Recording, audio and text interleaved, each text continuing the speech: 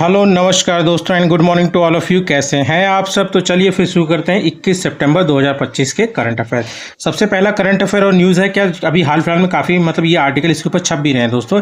Actually क्या है, एक समय जब ईरान पे जो सैंक्शन लगा था, जो कि अभी भी है, ठीक है, उस समय क्या है कि इंडिया को एक स्पेशल अलाउंस अलाउ किया था, स्पेशली यूएस ने, कि आप वहाँ पे जाके अपना टर्मिनल बना सकते हैं, ठीक है, जिससे कि वो अफगानिस्तान और सेंट्रल एशिया में व्यापार को, ट्रेड को बढ़ा सकता है। और ऊपर से क्या है कि एक तरह से काउंटर होगा जो पाकिस्तान का ग्वादर पोर्ट है ना दोस्तों, जैसे कि आप ये देखिए, है ना, ये जो है अपना मुंबई से सीधा हमारा छाबार पोर्ट पे एक टर्मिनल बना रहा है इंडिया, जिसके थ्रू क्या होगा ना, वो अफगानिस्तान से होते हुए सीधा कहाँ जाएगा, सेंट्रल एशिया में, और अपने ट्रेड को एक्सपेंड कर पाएगा इंडिया।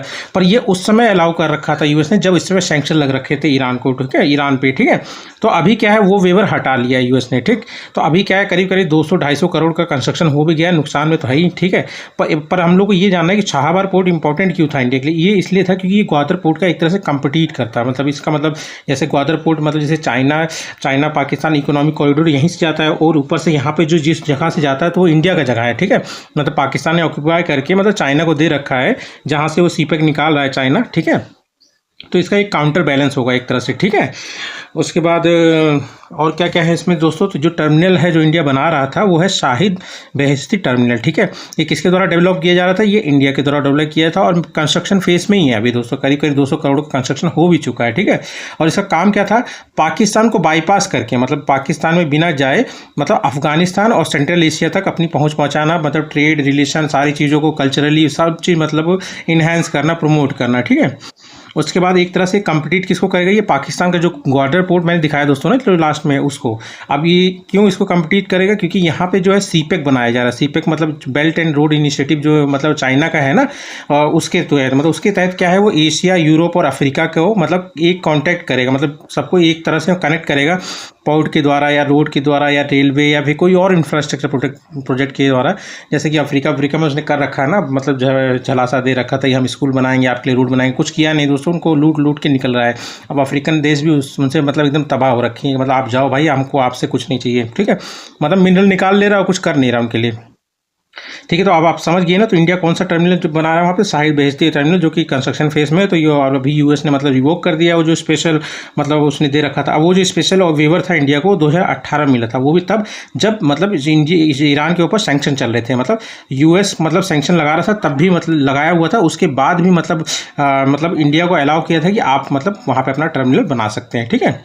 अब उसके बाद एक टर्म और ध्यान रखिए दोस्तों, BRI क्या है, बेल्ट एंड रोड इनिशिएटिव। ये चाइना का है, 2013 में इसने लॉन्च किया था।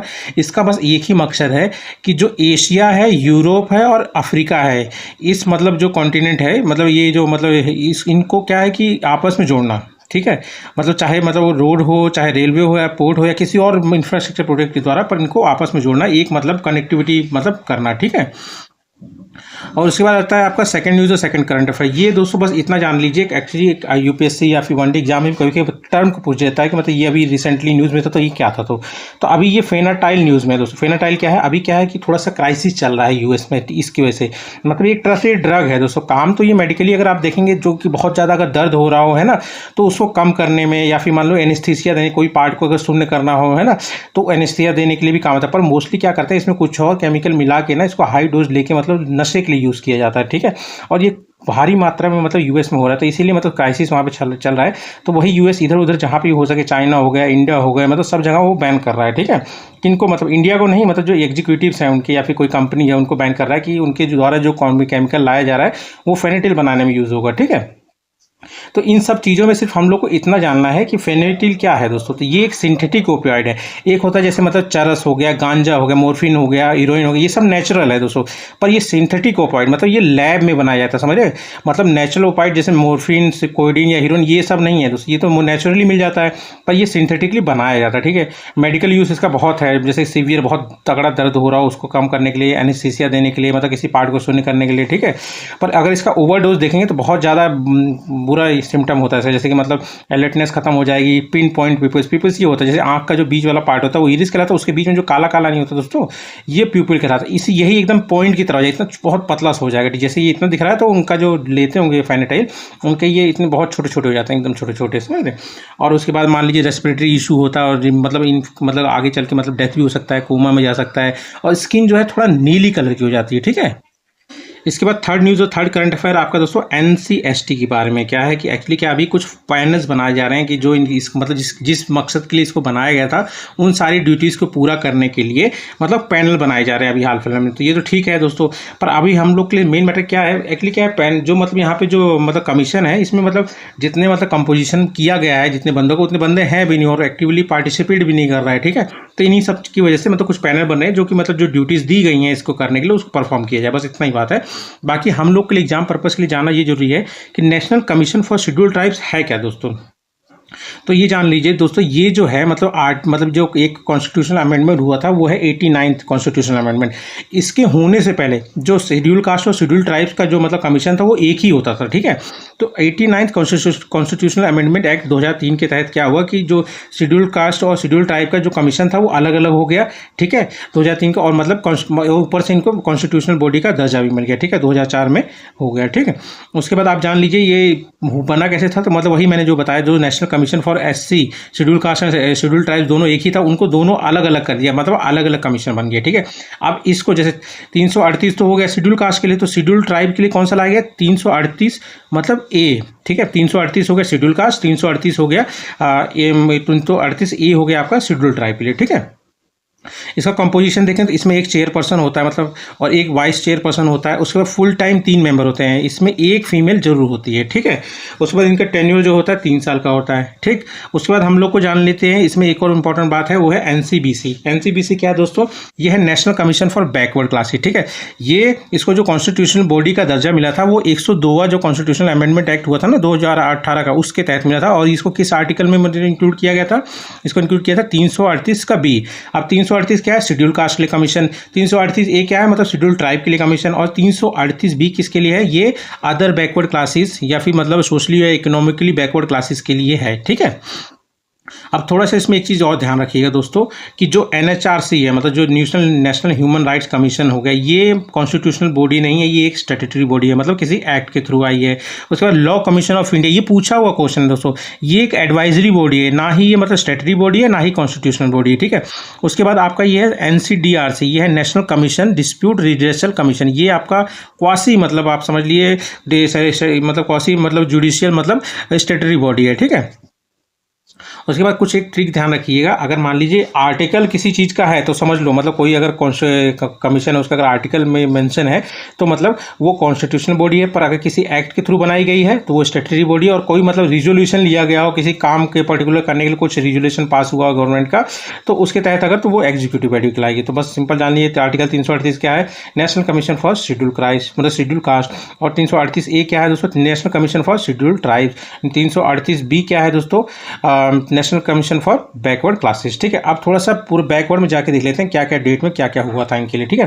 तो हम लोग जान लेते हैं शेड्यूल कास्ट और शेड्यूल ट्राइब के लिए सबसे पहले। तो 1950 में जो आर्टिकल 338 था तो दोस्तों है ना 1950 338 आर्टिकल, ये क्या था, एक special officer for schedule caste and schedule tribes के लिए, ठीक है, इन्वेस्टिगेशन के लिए किया गया था दोस्तों, ठीक है।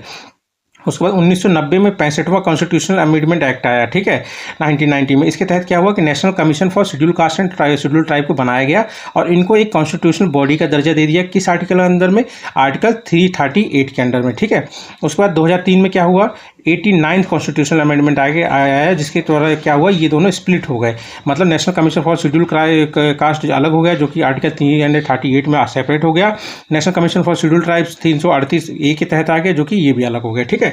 अब आ जाता है बी, ये हो गया अदर बैकवर्ड क्लास के लिए। तो 1953 में पहला ऐसा मतलब कमीशन बनाया गया था, मतलब फर्स्ट बैकवर्ड क्लास कमीशन था। किसको बनाया, किसके अंडर में, मतलब आर्टिकल 340 के अंडर। वो कमीशन क्या था, काका केलकर कमीशन, ठीक है। अब 340 आर्टिकल क्या है दोस्तों, ये मतलब प्रेसिडेंट की पावर है कोई भी मतलब कमीशन को मतलब बनाने के लिए इन्वेस्टिगेशन कंडीशन कराना, मतलब जैसे to appoint commission to investigate condition of socially and economic educationally backward classes, मतलब इसके तहत प्रेसिडेंट को पावर मिला है कि वो कमीशन किसी कमीशन का इन्वेस्टिगेशन करवा सकता है, मतलब schedule and educationally backward classes के लिए, मतलब वो किस कंडीशन में है, ठीक है, उसके बाद कमीशन का गठन करवा सकते हैं। और 1979 में क्या हुआ दोस्तों, सेकंड आया मतलब बैकवर्ड क्लासेस कमीशन, जो मंडल कमीशन के थ्रू आया था, किसके द्वारा चेयर किया गया था, बीपी मंडल के द्वारा, ठीक है। और इसने क्या रिकमेंड किया था कि ओबीसी के लिए, अदर बैकवर्ड क्लासेस या मतलब सोशली या इकोनॉमिक एजुकेशनल बैकवर्ड क्लासेस के लिए 27% रिजर्वेशन होना चाहिए, ठीक है। उसके बाद 1993 में क्या हुआ, तो national commission for backward classes form हुआ एज ए स्टेटरी बॉडी, किसके अंडर में, national commission backward classes act 1993 में। फिर उसके बाद 2018 में 102वां जो कॉन्स्टिट्यूशनल अमेंडमेंट एक्ट हुआ, इसके तहत इसको कॉन्स्टिट्यूशनल स्टेटस मिल गया, ठीक है। मतलब ये संवैधानिक बॉडी होगी, मतलब कानूनी बॉडी से ये संवैधानिक बॉडी होगी, मतलब इसको लीगल बॉडी बना दिया था, इसके तहत ये संवैधानिक होगी, मतलब इसके लिए संविधान में मेंशन है आर्टिकल 338B, ठीक। उसके बाद 221 मतलब 2021 में 105वां कॉन्स्टिट्यूशनल अमेंडमेंट एक्ट आया। इसके तहत क्या हुआ, जो स्टेट गवर्नमेंट थे उनको पहले नहीं को मतलब अलाउ था, पर अभी दोबारा से इनको ये पावर मिल गया कि ये मतलब जो socially and educationally backward classes है, या फिर आप उनको ओबीसी कहो, उनको आइडेंटिफाई करने का हक किसको है, स्टेट गवर्नमेंट को। 2021 में 105वें कॉन्स्टिट्यूशनल अमेंडमेंट एक्ट के थ्रू बताया गया, ठीक है। उसके बाद आ जाता है नेक्स्ट न्यूज़ और नेक्स्ट करंट अफेयर आपका, democracies heartland inside the battle of power in south Asia. ये एक बुक है दोस्तों, इसको किसने लिखा था, एस.वाई. कुरैशी जी ने लिखा, मतलब डेमोक्रेसी से रिलेटेड है ये दोस्तों साउथ एशिया में, ठीक है। और उसके बाद ये कब मतलब लॉन्च हुई ये बुक, ये हुई 15 सितंबर। ये ध्यान रखिए 15 सितंबर को क्या होता है, इंटरनेशनल डेमोक्रेसी डे होता है, ठीक है, हर साल होता है दोस्तों ये। उसके बाद आता है आपका next news next current affair, ये है दोस्तों पीएम मित्रा पार्क। अभी हाल फिलहाल में इसलिए न्यूज़ में है क्योंकि मोदी जी ने जो पहला पीएम मित्रा पार्क है उसका शिलान्यास कर दिया, मतलब फाउंडेशन स्टोन डाल दिया है, ठीक है। कहाँ पे, धार मध्य प्रदेश में, ठीक है, बस इतना जान लीजिए। अब इसका फुल फॉर्म क्या है, तो प्रधानमंत्री mega integrated textile reason and apparel, मतलब ये एक ऐसी जगह होगी जहाँ पे टेक्सटाइल मतलब जो इंडस्ट्री के लिए रॉ मटेरियल से लेकर फिनिश प्रोडक्ट, इवन जो एक्सपोर्ट करने के लिए फैसिलिटी, सारी की सारी फैसिलिटी यहाँ पे मौजूद होगी। ये कब लॉन्च हुआ था, तो ये 6 अक्टूबर 2021 में लॉन्च हुआ था, और इसका बजट उस समय 4,445 करोड़ रखा गया था, और मतलब लगभग 500 करोड़ हर पार्क के लिए रखा गया था, अलॉट किया गया था, ठीक है। और इसके अंडर में 7 पार्क बनने हैं, जिसमें पहला का शिलान्यास हो गया, और बाकी अगर देखेंगे तो इसमें देखिए रॉ मटेरियल से लेकर फाइनल प्रोडक्ट सब एक ही जगह मिलेंगे, और इवन एक्सपोर्ट की फैसिलिटी भी दिया जाएगी, ठीक है। टेक्सटाइल इंडस्ट्री को प्रमोट करने के लिए इस मतलब पीएम मित्रा पार्क मतलब पीएम मित्रा स्कीम को लाया गया था। और इसके तहत जो 7 मतलब पार्क बनेंगे ना पीएम मित्रा पार्क, वो कौन से हैं, तो पहला है विरुधुन नगर, ठीक है, ये तमिलनाडु में है। ललितपुर ये उत्तर प्रदेश में है। काला बुरागी ये कर्नाटका का है। अमरावती दोस्तों ये महाराष्ट्र में है। नवसारी गुजरात में, और धार कहाँ पे, मध्य प्रदेश। और 7वां कौन है, नेल्लोर आंध्र प्रदेश में, ठीक है। इसके बाद नेक्स्ट न्यूज़ और नेक्स्ट करंट अफेयर आपका दोस्तों, नेशनल फार्मा कोविजिलेंस वीक 2025। मतलब कोविजिलेंस मतलब जो मतलब सेफ्टी से रिलेटेड काम होता है ना, से मेडिसिन से रिलेटेड, या फिर मतलब कोई चीज़ एक्सपायर हो जाए उससे रिलेटेड जो प्रमोट मतलब इन्फॉर्मेशन को प्रमोट करने के लिए यही चीज़ होता है, ठीक है। ये क्या है, एक मतलब वीक है जो मतलब अवेयरनेस के लिए लाया जाता है कि मतलब जो मेडिसिन की सेफ्टी है उसके बारे में बता सकें, या फिर मान लीजिए जो भी मतलब उसके एडवर्स इफेक्ट होते हैं उसके बारे में बताएं, और ज़्यादा से ज़्यादा लोग रिपोर्ट करें उसको, इसलिए मतलब इसको मनाया जाता है इस वीक को, ठीक है। 17 से 23 तक है ये। और ये किसके द्वारा ऑर्गेनाइज किया गया, तो ये इंडियन फार्माकोपिया कमीशन के द्वारा मतलब किया गया है दोस्तों, ठीक है। और ताकि उसके बाद हाँ ये क्या है दोस्तों, इंडियन फार्माकोपिया कमीशन, ये 1956 में इसका गठन हुआ था। ये एक ऑटोनोमस मतलब खुद से मतलब इंस्टीट्यूशन है, किसके under, ministry of health and welfare, ठीक है। ये स्टैंडर्ड तय करती है मैन्युफैक्चरिंग ऑफ ड्रग्स, जो भी ड्रग्स बनते हैं उनके लिए, और उसके अलावा उनको रेगुलरली चेक भी करती है कि उस स्टैंडर्ड को फॉलो कर रहे हैं कि नहीं कर रहे हैं। और इसका जो इंडियन फार्माकोपिया कमीशन है, इसका हेडक्वार्टर कहाँ है दोस्तों, तो गाजियाबाद यूपी में, ठीक है। उसके बाद नेक्स्ट न्यूज़ और नेक्स्ट करंट अफेयर आ जाता है दोस्तों, शिवराम बाबूराव भोजे। तो अभी आप एक ये मतलब पर्सनालिटी है, इनको देखिए आप दोस्तों, यही है वो पर्सनालिटी। अभी हाल फिलहाल में इनका देहांत हुआ। ये कौन थे, तो दोस्तों ये न्यूक्लियर साइंटिस्ट है। यही मतलब से मतलब जो वनडे एग्जाम में ये क्वेश्चन पूछ सकता है। अभी हाल फिलहाल में जो महाराष्ट्र के हैं, इनको 2003 में पद्मश्री मिला है, इतना इंपॉर्टेंट है, ठीक है। उसके बाद आता है नेक्स्ट न्यूज़ और नेक्स्ट करंट अफेयर क्या है दोस्तों, ये है सुमन शक्ति मतलब सुमन सखी चैटबॉट। ये दोस्तों एआई बेस्ड है, मतलब आर्टिफिशियल इंटेलिजेंस है, मतलब जो वुमेन्स हैं उनके लिए, मतलब अगर उनको कोई प्रॉब्लम है हेल्थ रिलेटेड, वो इसमें मतलब बोलेंगी और उनको आंसर उनके हिसाब से मिल जाएगा, ठीक है। और ये व्हाट्सअप से भी मतलब वो ऑपरेट हो सकता है, ठीक है। किसके द्वारा लॉन्च किया गया, तो ये मध्य प्रदेश गवर्नमेंट के द्वारा लॉन्च किया गया, मतलब ये आर्टिफिशियल इंटेलिजेंस से बेस्ड है ये, ठीक है। और ये व्हाट्सअप के थ्रू भी एक्सेसिबल है, और मतलब हेल्थ इन्फॉर्मेशन देगा वुमेन्स को जो भी चाहिए उनको, ठीक है, सब चीज़, ठीक है। और किसके द्वारा डेवलप किया गया, तो जो नेशनल हेल्थ मिशन है उस स्टेट का, मध्य प्रदेश का, वो, और उसके साथ किसके साथ कोलैबोरेट करके, तो Madhya Pradesh state electronics development corporation द्वारा इसको डेवलप किया गया है, ठीक है।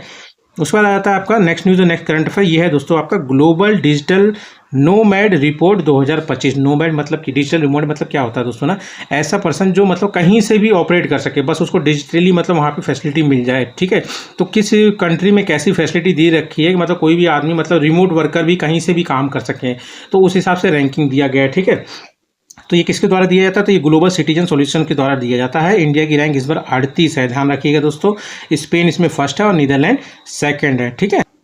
तो आज का लास्ट न्यूज़ और लास्ट करंट अफेयर है दोस्तों आपका ASME हॉले अवार्ड। ये क्या है दोस्तों ना, American society of mechanical engineer, ठीक है। ये हॉले अवार्ड है, मतलब जो इनोवेशन वर्क होता है या कोई मतलब आउटस्टैंडिंग मतलब ये लीडरशिप का काम हो या इंजीनियरिंग फील्ड में कुछ मतलब कुछ क्रिएटिविटी कर दिया हो, उसके लिए दिया जाता है। तो ये किसको मिला है, तो बाबा कल्याणी, इंडियन है इसलिए इंपॉर्टेंट है। ये किसके, भारत फॉर कंपनी के मतलब चेयरमैन और मैनेजिंग डायरेक्टर हैं, ठीक है। किसके द्वारा दिया जाता है, American society of mechanical engineer, मतलब वही इंजीनियरिंग फील्ड में कॉन्ट्रीब्यूशन के लिए और आउटस्टैंडिंग लीडरशिप उस फील्ड में दिया जाता है, ठीक है। तो ये इंडियन है और ये ध्यान रखिएगा दोस्तों, ठीक है दोस्तों। तो यही थे आज के करंट अफेयर। तो मिलते हैं हम लोग कल 22 सितंबर 2025 के करंट अफेयर के साथ, ठीक है दोस्तों। वीडियो अच्छा लगे तो प्लीज़ सब्सक्राइब करें। Thank you.